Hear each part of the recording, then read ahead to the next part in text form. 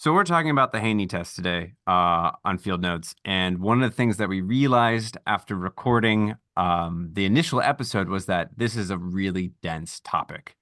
It's kind of hard to wrap your head around, your brain around, and so we decided to make a little prelude, a prologue of sorts to the original episode, and for that we've brought in Chris Bandura, the one of two conservation cropping system specialists with UW-Madison Extension to talk a little bit about kind of a little bit more practical terms. How can you use the Haney test in your operation or with your clients that you work with?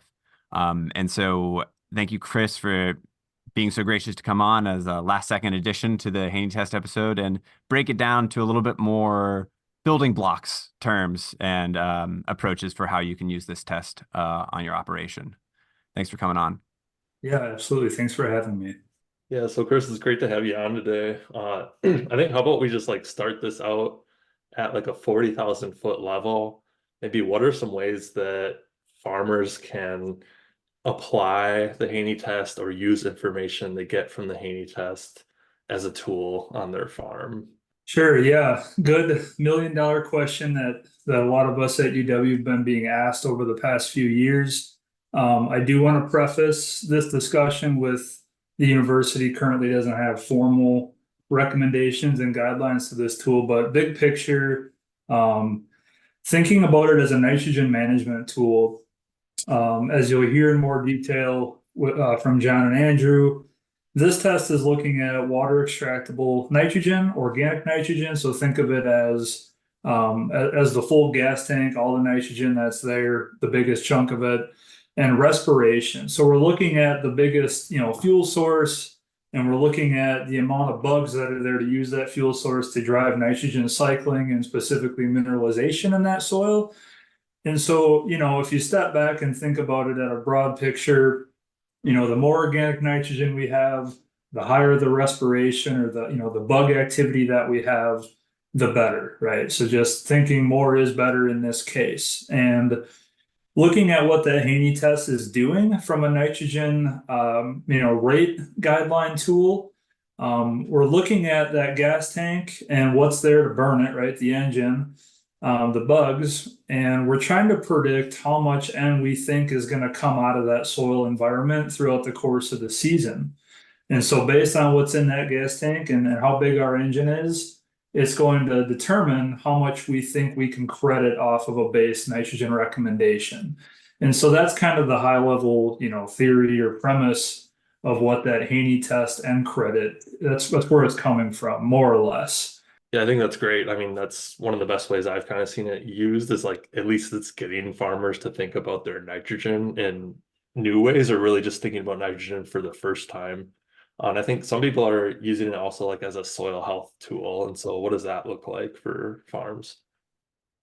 Yeah, so thinking about soil health, we can kind of focus in on some of the same pieces or components of the Haney test. So again, that water extractable nitrogen, that gas tank, if you will, that it's measuring. We know from other research that's been done both in the state and out of the state that what we do on any given soil and any given farm can influence how much of that is there. And so you think about conservation practices such as reduced tillage, use of organic materials out on that field, cover crops, all those kind of things. Generally, those will increase the amount of nitrogen that's there.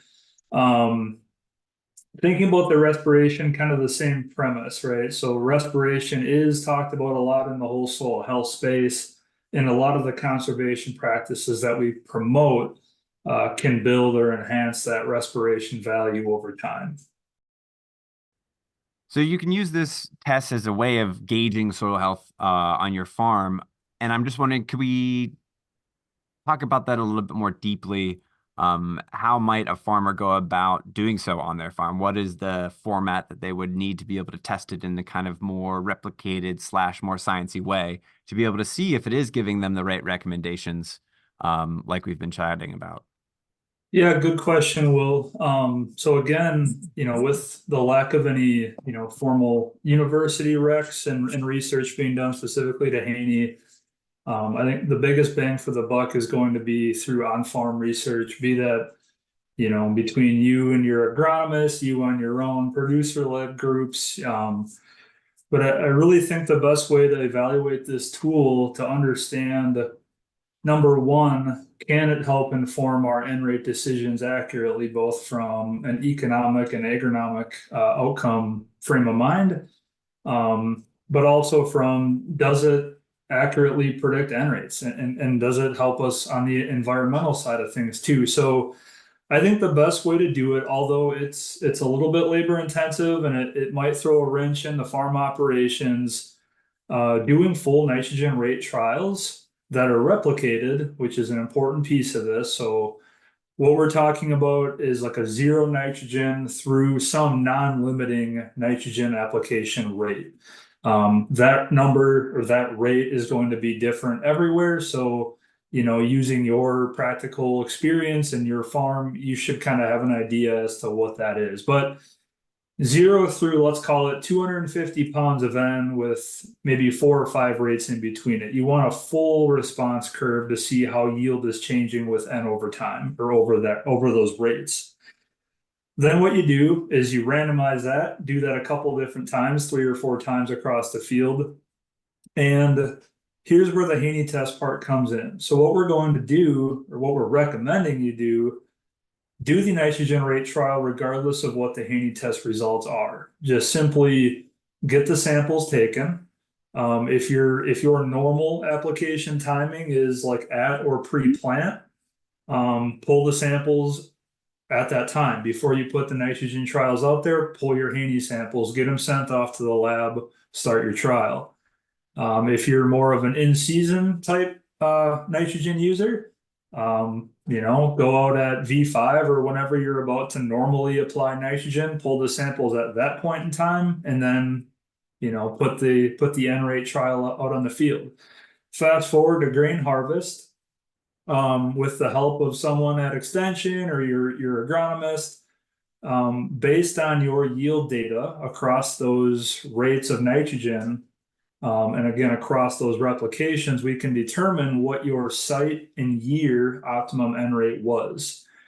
Then what we can do is look at the results of that Haney test and say, what did it recommend we credit off of our base application? So this is kind of evaluating, our own base N recommendations that we're making for ourselves or that we're going to do ourselves, and look at how that test helped inform that decision. And so based on, let's say the true optimum rate was 100 and our rate was 150 and the Haney test recommended a 50-pound credit, well, our system was perfect this year. But reality says next year is going to be different. So we would recommend doing a series of on-farm trials like this over the course of many seasons, and also across different soil types and maybe even cropping systems, right? So you really want to, it's a lot of work, but to do it right and to truly know how to use this tool in the box, we got to put a fair amount of time into it. Yeah, and I think that's great. Like, let's use the tests that we have proven in Wisconsin already to sort of figure out if we can ground truth this either on our own individual farms or statewide. And so I really like that. And the N rate trial you're talking about is really great and probably the best data you could get to do something like that. Probably what I would call maybe the Cadillac of N rate trials. Another option too that maybe wouldn't give you as much data to like validate, but could maybe be used as like a nitrogen management tool or give you some helpful data that's maybe a little simpler, is just setting up like a nitrogen use efficiency trial. And like we can help people do that from Extension.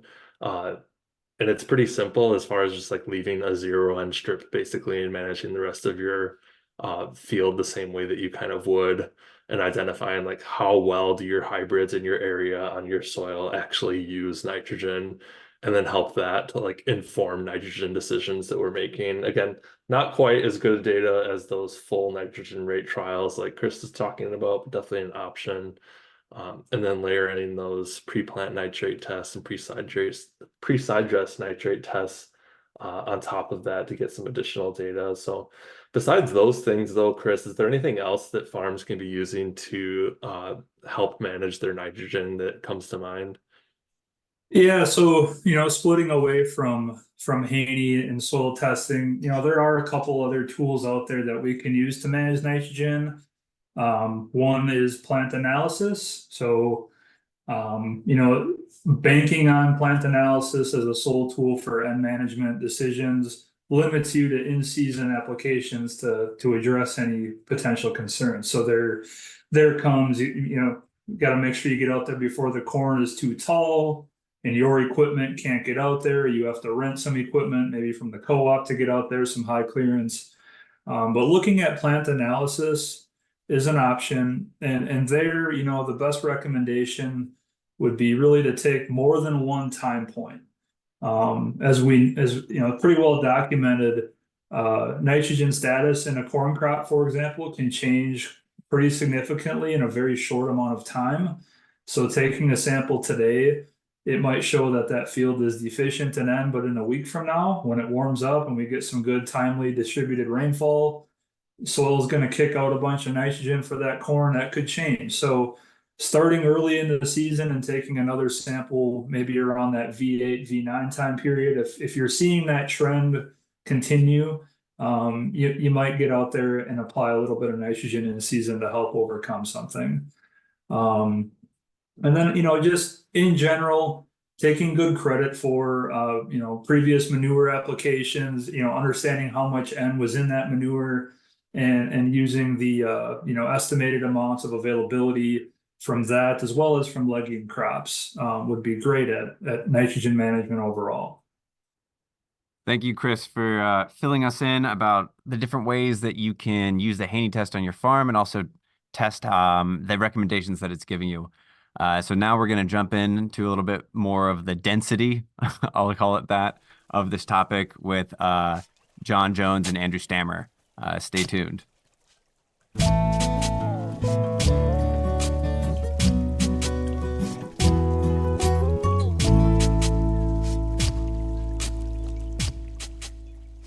Welcome to Field Notes. Today we are talking about interpreting the Haney test in Wisconsin. So we have John Jones with us, and he's a researcher in the soil science department at UW-Madison, and Andrew Stammer, lab manager for the UW Soil and Forage Analysis Lab, to help us sort of break this concept down. So we're going to jump right in here head first because we have a lot of great guests on the episode today and some great content to discuss that farmers have been asking questions about in our areas. So hi, John. Hi, Andrew. Great to have you guys on. And without further ado, maybe we'll just kind of jump right into things. So I'll start things off with Andrew. So let's start with kind of the baseline of what's happening from a soil testing perspective. So how are soil nutrient tests used in nutrient planning for fertilization in Wisconsin? Thanks, Michael. So we have some long-established methods that we use to extract nutrients from the soil. For phosphorus and potassium, we use the Bray 1 extraction, which is a mix of hydrochloric acid and ammonium fluoride. For soil nitrate, we use an extracting solution that has potassium chloride. So there's several different approaches these methods use, whether it's acid extraction, base extraction, displacement of ions with similar sized and molecular strength ions. And these results are then measured using different types of lab equipment. So with a good and well developed lab method, the next step is to correlate that to crop response. Usually the response people are most interested in is crop yield. And so studies are conducted with differences in soil fertility and sometimes different fertilizer treatments to evaluate how crops respond and how that response compares back to a soil test. Once the correlation to yield is understood, then work can be done to calibrate a soil test to determine the optimum fertilizer rates. So all this information goes into the recommendation you'll see on a soil test report or from a nutrient management software like Snap Plus.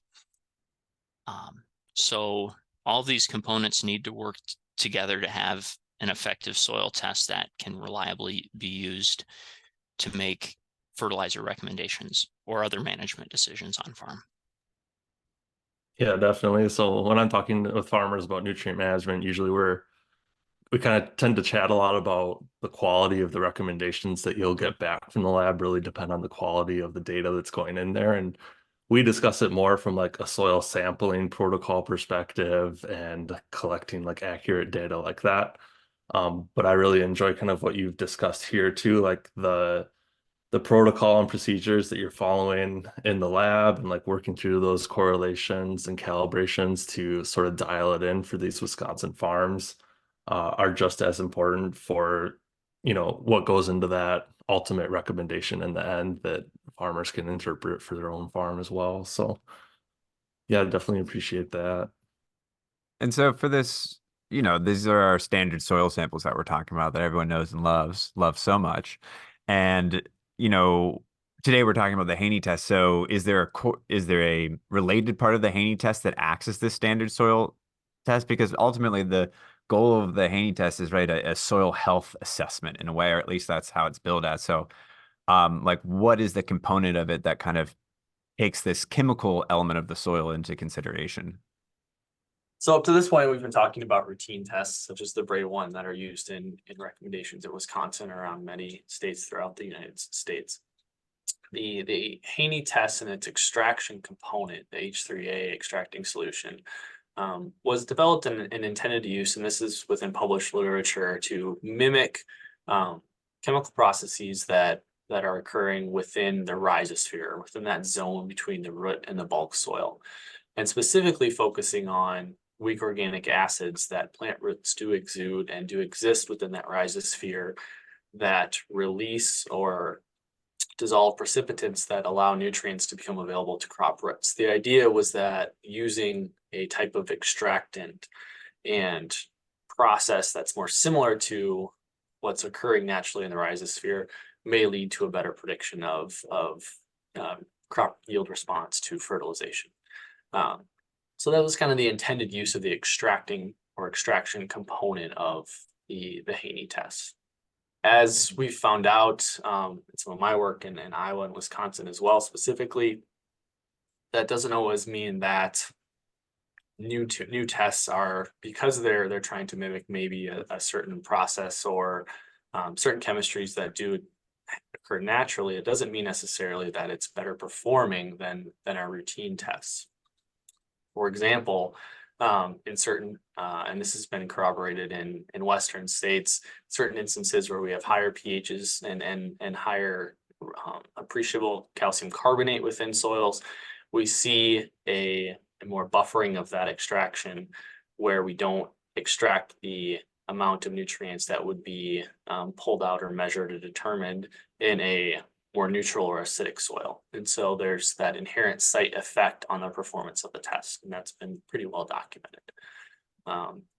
The extraction part of this test, and very similar to the routine tests, are essentially that are some type of weak or dilute strong acid is essentially being able to dissolve some precipitants, but also simply pull off by some mass movement nutrients that are going to be then determined, and we'll be able to report some type of parts per million or pounds per acre value.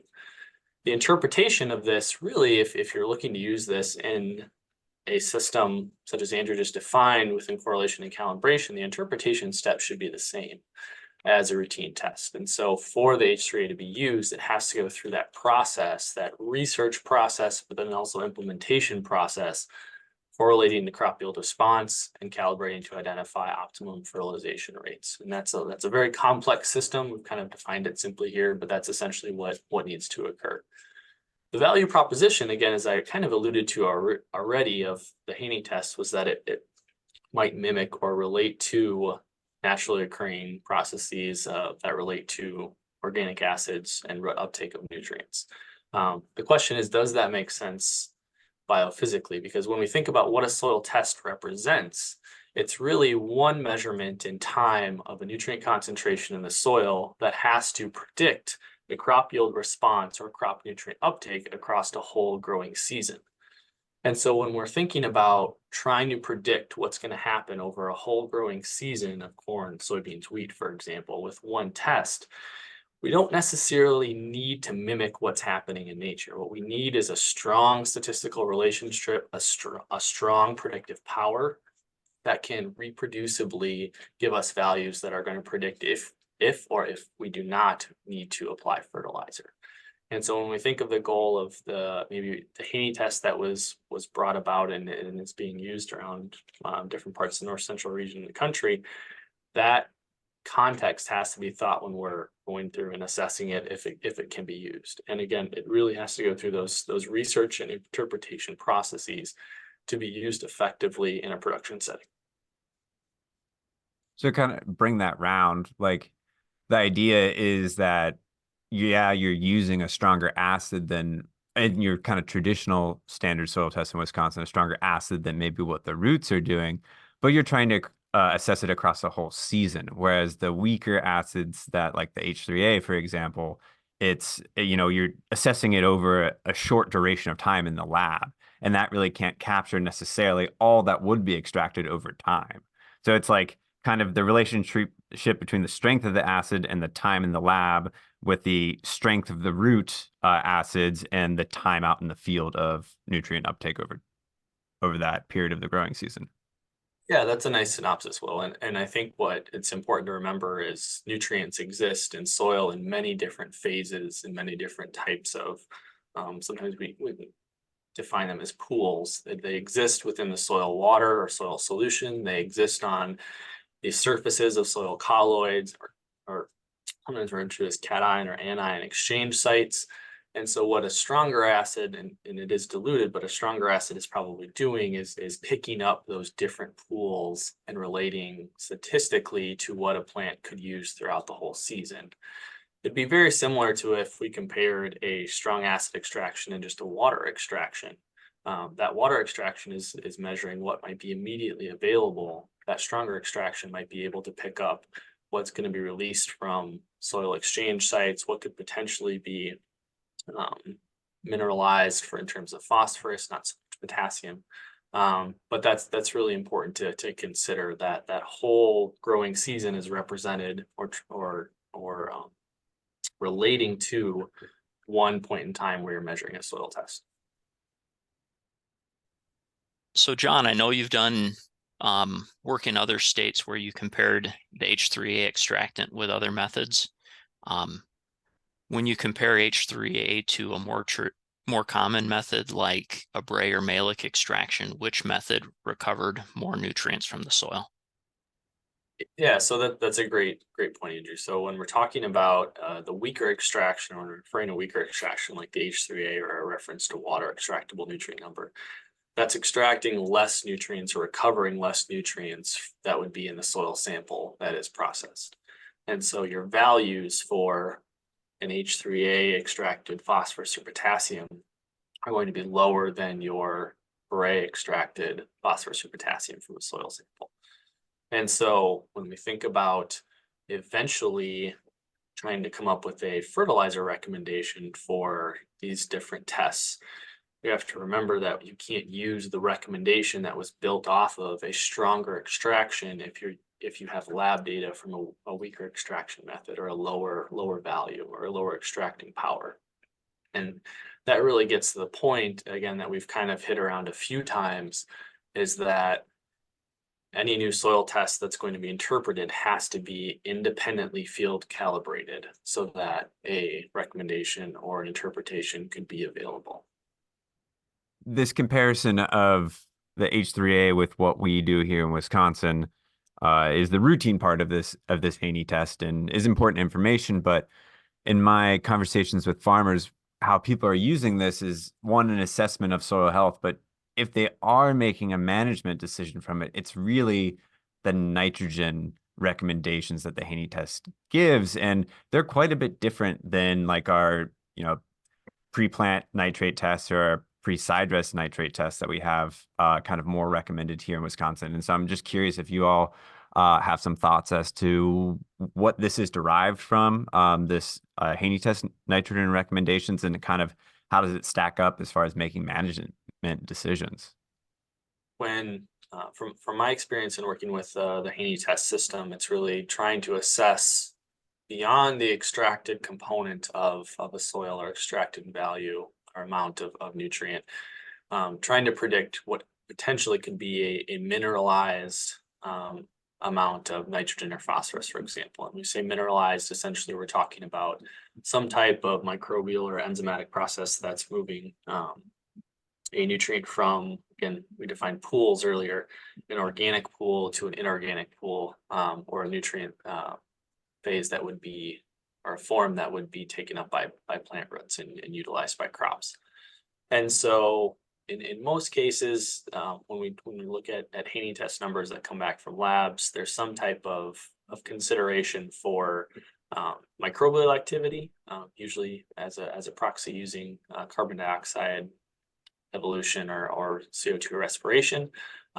There's also a consideration for certain forms or extracted forms of carbon and nitrogen and the ratio between those. We know that the ratio of carbon to nitrogen is very important for residue breakdown, for microbial processes to occur because of their required amounts of carbon and nitrogen individually, but then as a ratio. And so that's focused on and considered in many of the systems that are looked at in the Haney test. And so when we think about that potentially mineralized amount that may be reported, the carbon dioxide respiration is really what starts to drive this estimation of biological activity. And again, we talked about there's also components of water extractable carbon and nitrogen, and potentially a microbial carbon value. And then that's all related to an estimation of potentially available nutrients in the future. So when you reflect back on our previous conversation about how a strong P or K extraction may try to, or may essentially indirectly estimate potentially available nutrients across the whole season, the Haney system is maybe attempting to do that, but really focusing on biological activity. Andrew's got a lot of experience running a soil testing lab that are working with these lab procedures in a day-to-day basis, and then working with the results of these. Andrew, when you think about the routine extractions of nitrogen, for example, in pre-plant nitrate test or pre-sidedress nitrate test, how does that compare to some of the methods that you've seen used within the Haney test system? When we talk about the soil nitrogen, especially the soil mineral forms, our routine method is to use potassium chloride, a potassium chloride solution to extract nitrate, and in some cases, when we talk about our routine soil testing methods, our standard for measuring mineral nitrogen in the soil is to use the potassium chloride extracting solution to displace nitrate from the soil surface. And when we compare that to the Haney test, which uses a water extraction, even though the Haney test measures some organic nitrogen as well, there's data from the University of Minnesota that shows that a routine soil testing procedure extracts more mineral nitrogen from the soil than the Haney test does. So in some ways, this is very similar to the weak acid versus strong acid approaches that are considered when we look at the H3A component compared to some of the more traditional soil testing methods. And so there can be situations where the actual measured nitrogen in the soil is less, and in some cases significantly less than other more traditional methods might provide. Andrew, you mentioned organic nutrients and organic nitrogen in this case. When we think about measuring an organic fraction of a nutrient, What's the general methodology for doing that, and how would that compare to what the Haney test is estimating to be organic nutrients levels that could be potentially mineralized or used by crops? So when we talk about measuring the organic components of these nutrients, when we think about phosphorus, often we're talking about taking a colorimetric orthophosphorus measurement and subtracting it from an ICP derived measurement, which represents more closely the total phosphorus in that extract. With phosphorus specifically, there's some possibility that there could be colloidal or other forms of phosphorus that might not necessarily be organic in nature that could be in that pool. There could be some similar concerns when we talk about organic water extractable organic nitrogen, because of the possibility that some of the forms that are captured in that pool may not be directly plant available. Yeah, so to kind of put this in a little bit of a nutshell, maybe there's two pools of nutrients we're thinking about in the soil: organic and inorganic. And the inorganic forms tend to be mineralized from the organic forms, and that's how they become plants available. Typical soil test that we would use is capturing a lot of that mineral forms, like in the inorganic form, but typically we're not looking out searching for numbers just like in the organic form. But that is where the Haney test kind of goes in that direction a little bit when with some of these other measurements they're doing with like water extractable carbon and microbial respiration and things like that. There's a lot of appeal with like this Haney test, especially among farmers that are sort of employing conservation practices to build soil health, because they might feel like the traditional soil tests aren't fully capturing like what their nutrients actually are in the soil as they're like building organic matter over time. And so maybe we kind of start with like John a little bit and just like, do you have any context for like those farmers that are employing this as a test of whether it's measuring soil health or measuring organic fertility, and how might they be able to interpret these numbers and actually use them? Sure.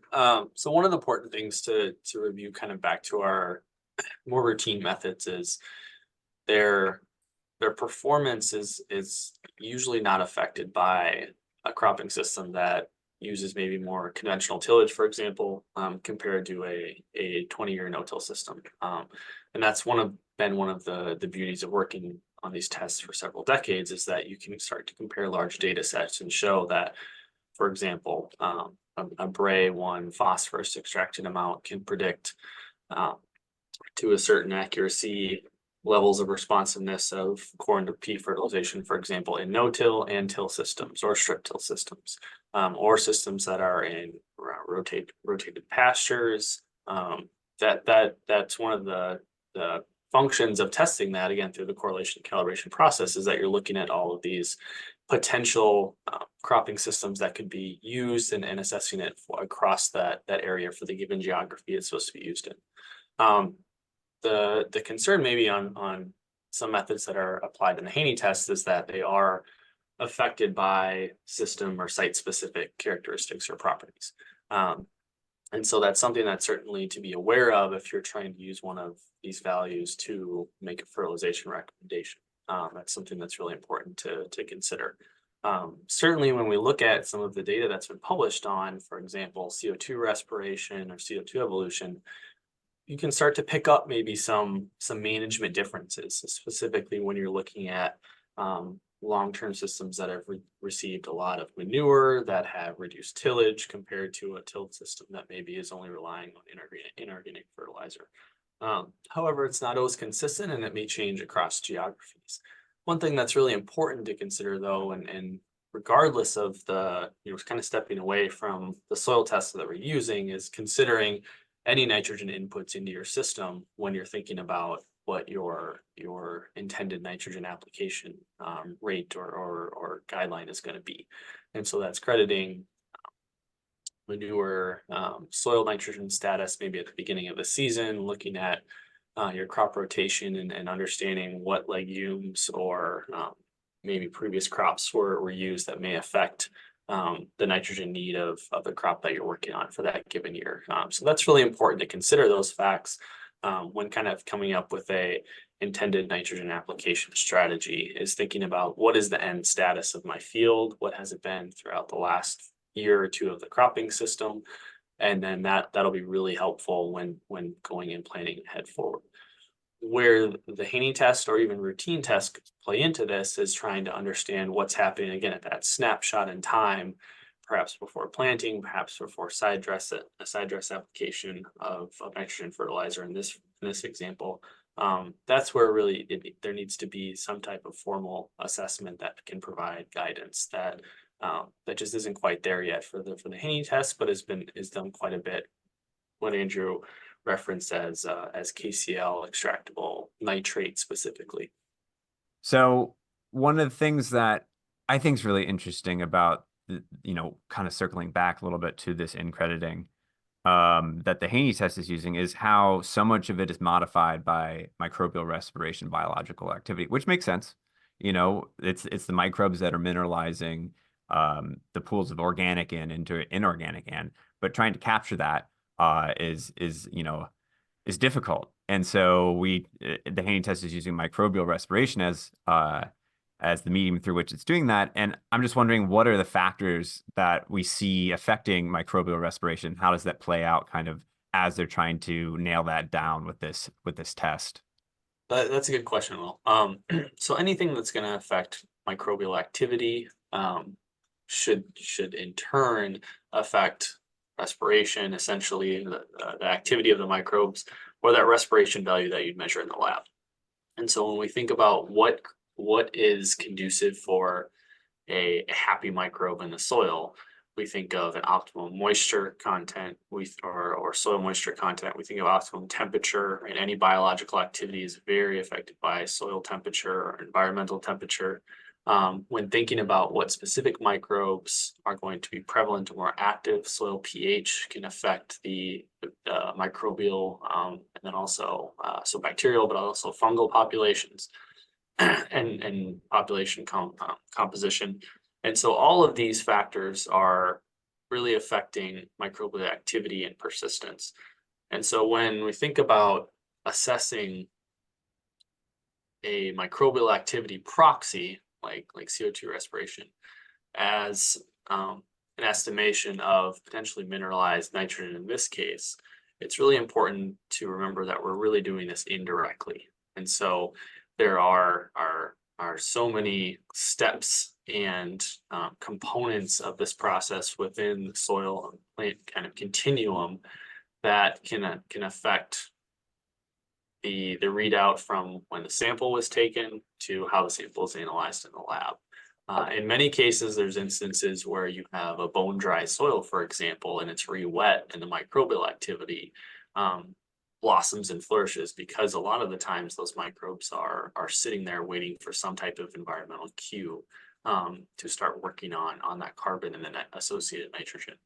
And so environmental factors really are going to play a role, specifically temperature and moisture, when we're thinking about when the soil is sampled and how the sample is analyzed. So if we're considering those very strong effects of environmental conditions, that's really going to influence that estimation of potentially mineralized nitrogen that you would use in a nitrogen credit example. One thing that's important and that isn't really considered within this the system of Haney test is there going to be any transformations of inorganic nitrogen back to an organic pool, or immobilization within the soil. Remember, it's kind of a two-way process depending on the ratio of carbon to nitrogen and some other environmental components. So that's really important. When kind of wrapping this all up into an assessment of soil health, because a lot of the soil health conversations, usually include some type of assessment, maybe using the Haney test, maybe not. I know there's scores given at the kind of completion or at the end, aggregating some type of qualitative assessment of soil health. So what do you think the key benefits of using the Haney test and the drawbacks are for Wisconsin farms?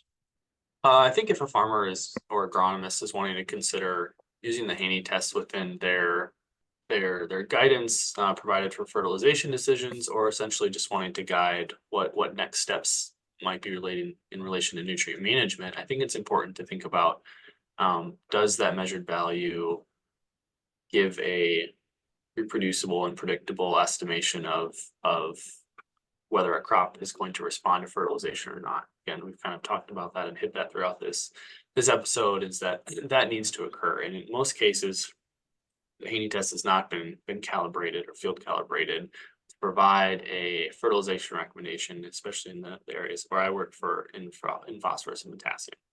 I think one of the benefits could be to start to see some trends over space and time, especially if you are transitioning from a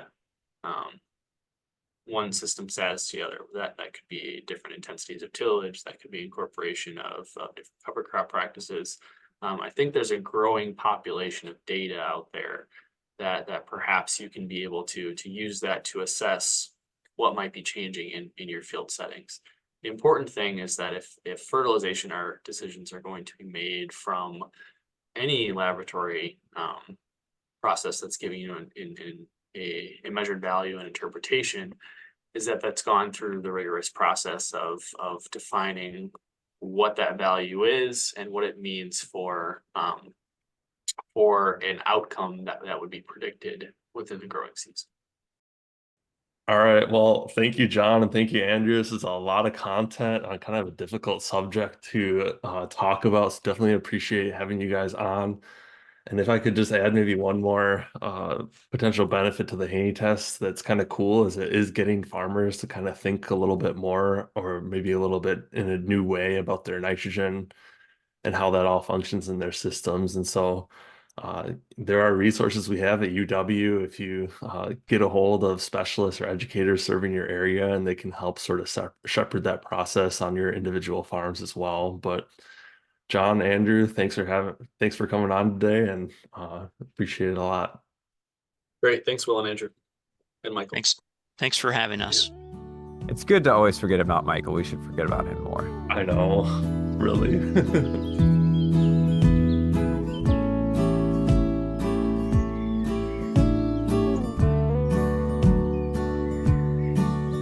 Thanks for listening. This has been Field Notes from UW-Madison Extension. My name is Will Fulwider, Regional Crops Educator for Dane and Dodge counties. And I was joined by my co-host Michael Geissinger, Outreach Specialist in Northwest Wisconsin for the Nutrient and Pest Management Program of UW-Madison. A big thank you to Joe Ryan for creating our theme music, and to Abby Wilkie-Maki for our logo. If you have any questions about anything you've heard today, or about your farming practices in general, reach out to the Extension Agriculture Educators serving your region.